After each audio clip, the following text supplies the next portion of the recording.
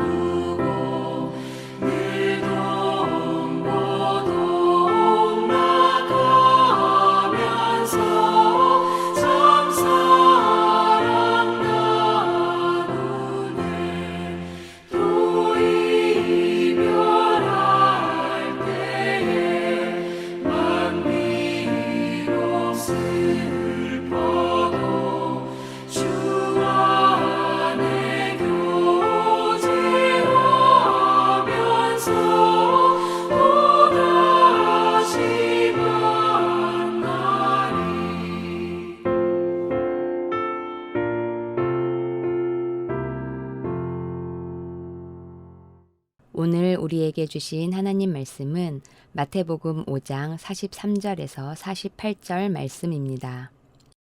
44절 말씀 읽겠습니다. 나는 너희에게 이르노니 너희 원수를 사랑하며 너희를 박해하는 자를 위하여 기도하라. 아멘. 하나님의 말씀입니다. 하나님의 은혜에 감사합니다. 온전한 사랑. 아전인수라는 말이 있습니다. 자기 논에만 물을 댄다는 뜻으로 자기에게만 유리하게 해석하고 행동하는 태도를 말합니다. 예수님이 우리에게 새 계명을 주셨습니다. 내 이웃을 사랑하라. 이 계명은 하나님 나라의 핵심 가치입니다.